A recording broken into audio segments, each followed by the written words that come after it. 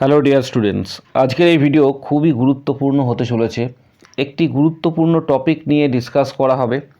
Already তোমরা প্রত্যেকেই জানো যে SC ST certificate, OBC certificate, এখানে রিভেরিফিকেশন প্রসেস কিন্তু বিভিন্ন বিডিও এবং এসডিও অফিসে শুরু হয়েছে।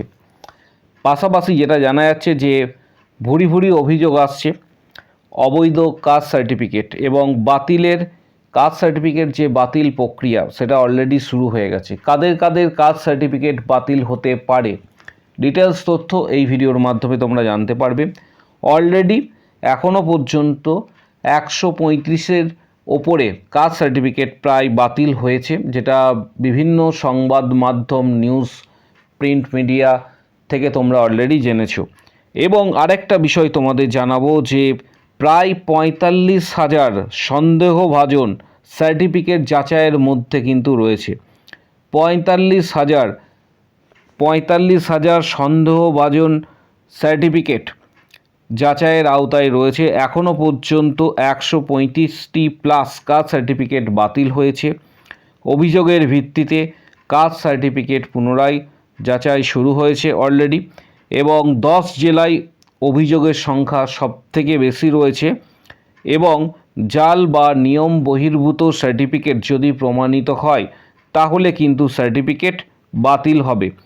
এর পাশাপাশি বাতিল সার্টিফিকেটের ভিত্তিতে সরকারি সুবিধা বা চাকরি নেওয়া থাকলে সেটা কিন্তু পরবর্তী ক্ষেত্রে আইনের যে ব্যবস্থা রয়েছে, আইনানুগ ব্যবস্থা, সেটা নেওয়া হতে পারে।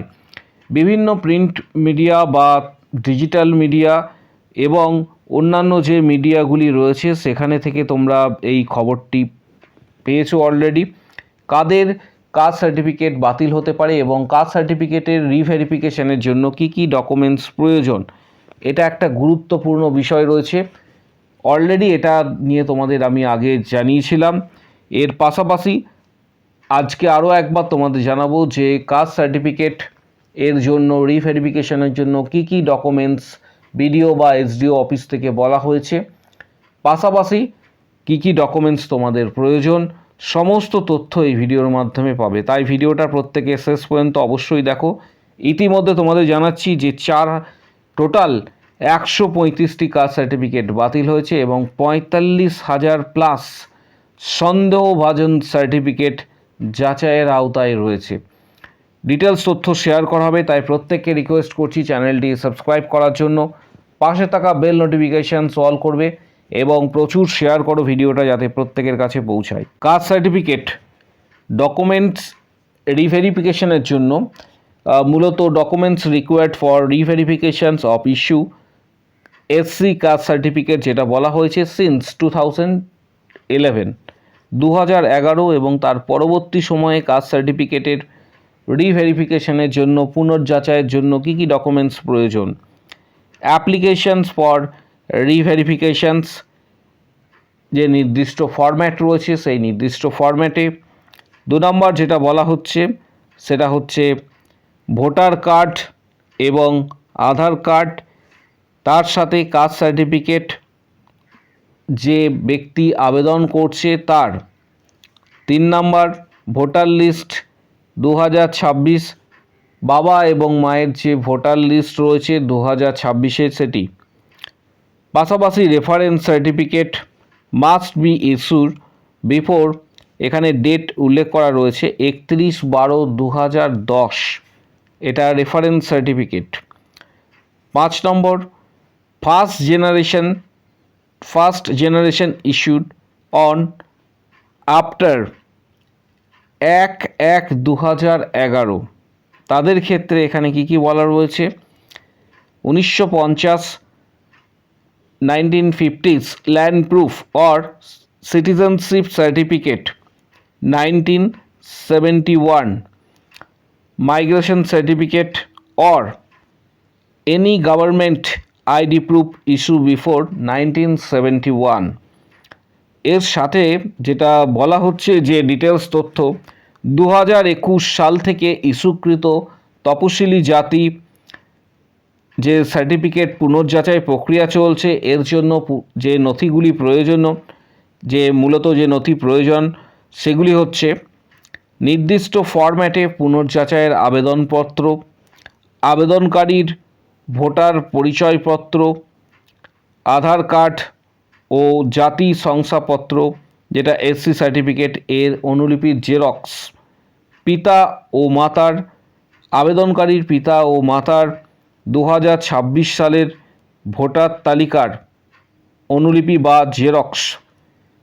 4 নম্বর 31/12/2010 তারিখ বা তার পূর্বে ইস্যুকৃত রেফারেন্স সার্টিফিকেট বা শংসাপত্র যদি ফার্স্ট জেনারেশনের জাতি শংসাপত্র 1/1/2011 তারিখ বা তার পরে ইস্যু হয়ে থাকে, তবে নিম্নলিখিত যে কোনো একটি নথি দাখিল করতে বলা হয়েছিল।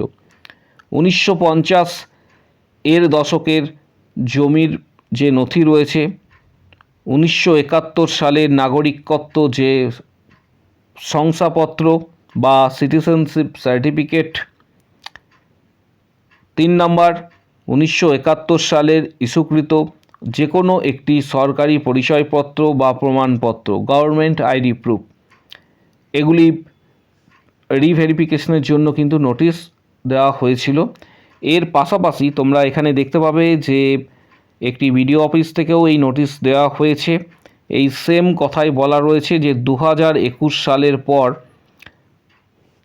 উপরিউক্ত সার্টিফিকেট হোল্ডার, অর্থাৎ এখানে যেটা বলা হয়েছে 2021 সালের পর ইস্যুকৃত এসসি এসটি ওবিসি সার্টিফিকেট রিভেরিফিকেশনের কাজ চলছে এবং 2021 সালের পর উপরিক্ত সার্টিফিকেট হোল্ডারকে অনুরোধ করা হচ্ছে যে আপনার সার্টিফিকেটের যে ডকুমেন্টস দিয়েছিলেন অথবা নিম্নলিখিত নথিগুলির জেরক্স কপি বিডিও অফিসে দপ্তরে নিয়ে আসতে বলা হয়েছিল। একটি বিডিও অফিসের এই নোটিশ লিঙ্কেজ হিসেবে যেটা বলা হয়েছিল, আবেদনকারীর সার্টিফিকেট, আধার, ভোটার ও 2026 সালের ভোটার লিস্ট এর জেরক্স, 2011 সালের লিঙ্কেজ এর সার্টিফিকেট দিন। 2011 সালের আগে লিঙ্কেজের সার্টিফিকেট যেটা আমি একটু আগে বললাম সেই সার্টিফিকেটগুলির মধ্যে একটি। 3 নম্বর যেটা বলা হয়েছে যে 1950 সালের জমির দলিল এসটিদের জন্য এবং 1971 সালের জমির দলিল এসসিদের জন্য অথবা ওই সময়ের মধ্যে যে কোনো একটি সরকারি কাগজ দাখিল করুন। পাশাপাশি ওবিসিদের জন্য বলা হয়েছিল যে 15/3/1993 সালের পর্যন্ত জমির যে দলিল অথবা ওই সময়ের মধ্যে সরকারি যে কোনো কাগজ দাখিল করুন। এবং তার সাথে বলা হয়েছে যে যারা 2011 সালের পর প্রথম সার্টিফিকেট পেয়েছেন তারা অবশ্যই 1950 সালের লিঙ্কেজ জমির দলিল এসটিদের জন্য, 1951 সালে লিঙ্কেজ জমির দলিল এসসিদের জন্য এগুলি দিতে বলা হয়েছিল। পাশাপাশি পঞ্চায়েত প্রধানের সহিযুক্ত বংশপঞ্জি অবশ্যই দাখিল করুন। এটা একটা এসডিও অফিস এবং বিডিও অফিস থেকে এই নোটিশটা দেওয়া হয়েছিল।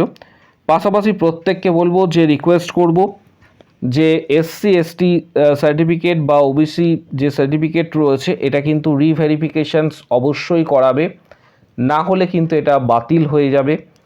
পাশাপাশি এই রিগার্ডিং যদি কারোর কোনো প্রশ্ন থাকে কমেন্ট বক্স সেকশন ওপেন রয়েছে, সেখানে নিজের মতামত জানাতে পারবে।